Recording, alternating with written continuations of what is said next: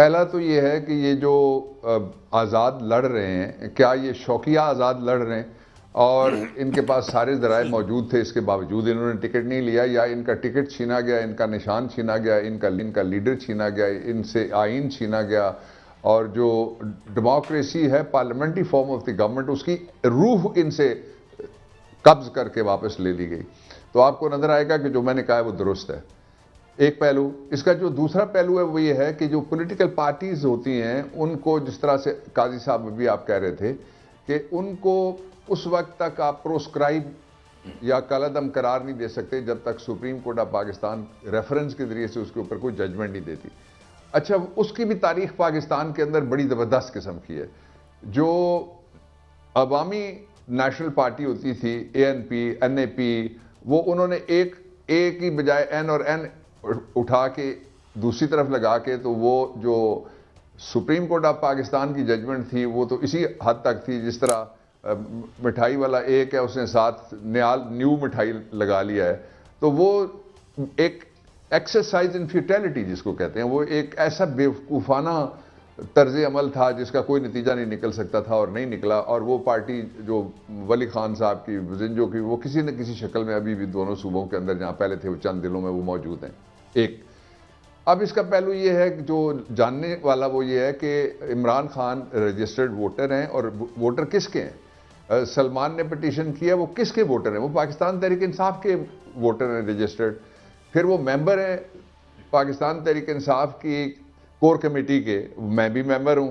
फिर वो जो हमने लिस्ट भेजी हुई है अपनी मेंबरशिप की इलेक्शन कमीशन ऑफ पाकिस्तान के अंदर, उसके अंदर भी शामिल है, और इलेक्शन कमीशन में रजिस्टर्ड पॉलिटिकल पार्टी है। तो ये कैसे हो सकता है कि उसके लोगों को ये कहा जाए कि आप अपने लिए पाकिस्तान तहरीक इंसाफ का नाम ना इस्तेमाल करें और इमरान खान के लिए हम PTI के बानी का लफ्ज़ इस्तेमाल करेंगे? बेसिकली वो इंसिनुएट ये कर रहे हैं कि वो कुछ लोगों का ये ख्याल है कि ये कहने से, जिस तरह जुल्फ़िकार अली भुट्टो शहीद को जब कहा गया था बड़ा मुजरिम, मौलवी मुश्ताक ने कहा था, वो बड़ा मुजरिम लोगों ने समझना शुरू किया था। वो किसी ने भी नहीं समझा कभी। उस मौलवी मुश्ताक के जाने के बाद ना किसी अदालत ने समझा, ना वकालत ने समझा, ना दुनिया ने समझा, ना वोटर ने समझा। तो ये कहना इस तरह बानी MQM की तर्ज की ये एक इंसिनुएशन है, ये एक तरह से अपनी तरफ से तौहीन आमेज लफ्ज़ ईजाद किया गया है। इसको कोई भी ना इस्तेमाल करे या करे, उससे कोई फ़र्क नहीं पड़ता।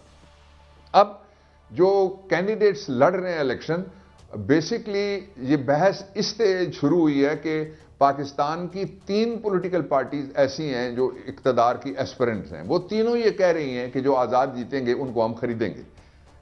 ये सीधी सीधी बात है।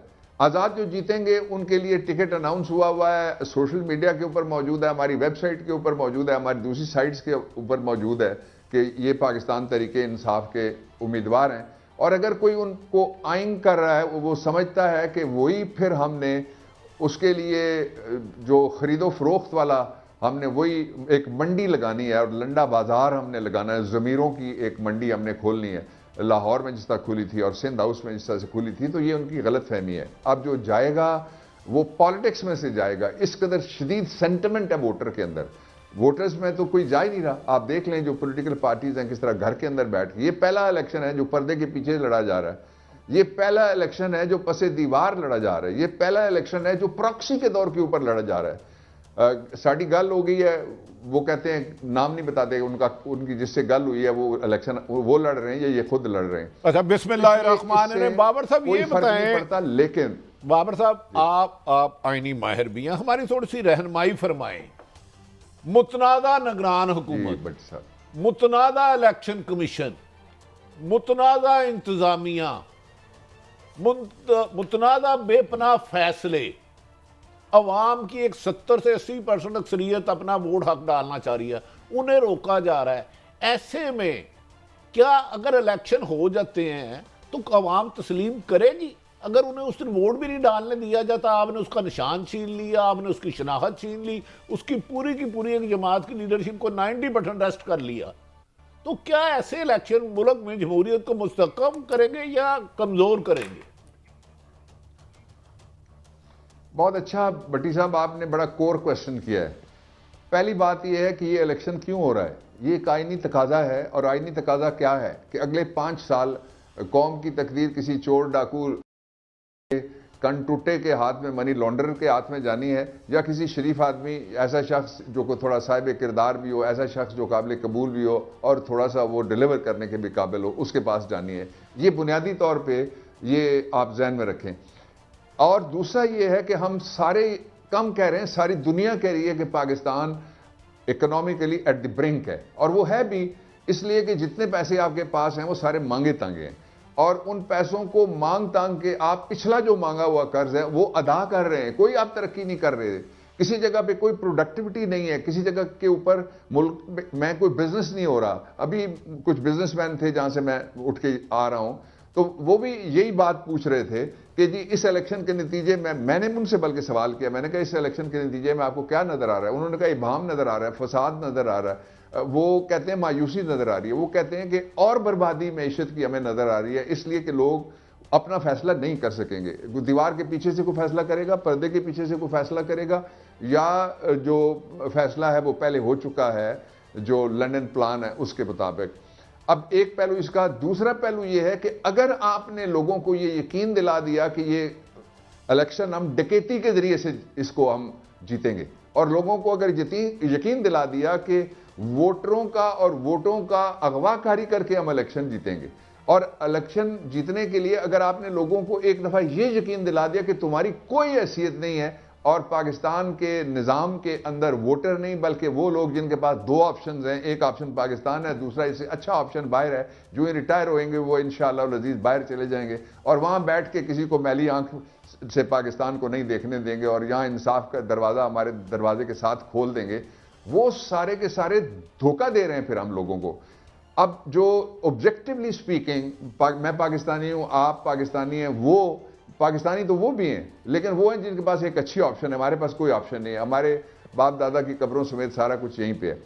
हमारे लिए ये एक डिफाइनिंग मोमेंट है कि पाकिस्तान में 5 साल बाद लोगों से ये पूछ लिया जाए कि आपको किस तरह का तर्ज हुकूमत चाहिए, नंबर 1, कौन आपको लीडर चाहिए, नंबर 2, और किस तरह की आप हुकूमत चाहते हैं पाकिस्तान के अंदर, और अपने मसाइल के हल के लिए आप किसको बेहतरीन समझते हैं।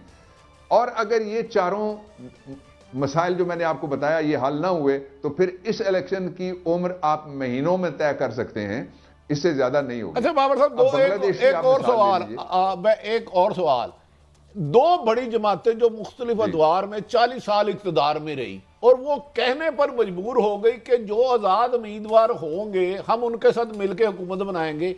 इस तरह बादुल नजर में ऐसे लग रहा है उन्होंने तो तरीके इंसाफ की फतह को कबूल कर लिया है, उन्हें पता है हम अकेले हुकूमत बना ही नहीं सकते, क्योंकि बज़ाहिर आज़ाद उम्मीदवार जो कि पीटीए के उम्मीदवार हैं, उन्हें पीटीए का हम कह नहीं सकते, उनकी कसरियत ज़्यादा होगी। और दूसरी बात, मौजूदा नवाज शरीफ साहब 6ठी दफ़ा आकर 144 लगा दी गई। कल जब लगाई गई तो मोहतरम मरियम नवाज और नवाज शरीफ साहब एक गली में, एक मोहल्ले में रैली निकाल रहे थे। तो 144 इलेक्शन से पहले तो कंपेन कौन करेगा? बेचारे कैंडिडेट किसके पास जाएंगे? अब मैं इस आपके सवाल को एड्रेस करता हूं एक पर्सपेक्टिव में। पर्सपेक्टिव ये है कि आपने पाकिस्तान तहरीक इंसाफ का नाम नहीं है, उसका निशान नहीं है, उसका लीडर नहीं है, लेकिन वोटर उसके साथ है, कौम भी उसकी बड़ी भारी तादाद उसके साथ है। बड़े उनके पसंदीदा एंकर्स भी जब लेके ख्वातीनों हज़रात जाते हैं कैमरा, तो पब्लिक उनको क्या बताती है वो आपने देखा है, मैंने देखा है, सारी दुनिया देख रही है। अब ये एतराफ़ शिकस्त एक जगह नहीं है कि जो हमारे कंपटीटर्स हैं पॉलिटिक्स में, 3 बड़ी जमातें हैं और कुछ इलाकाई जमातें हैं जिनके साथ हमारा कंपटीशन होगा, कि उन्होंने एतराफ़ शिकस्त किया है। सिर्फ इतना नहीं है, जिसने बल्ला छीना, जिसने बल्ला से महरूम किया वोटर को, उसने भी तो एतराफ़ शिकस्त ही है ना, कि अगर बल्ला हुआ तो बल्ला तो चलेगा, फिर बल्ला चलेगा तो लगेगा तो आवाज़ आएगी तो दर्द होगा।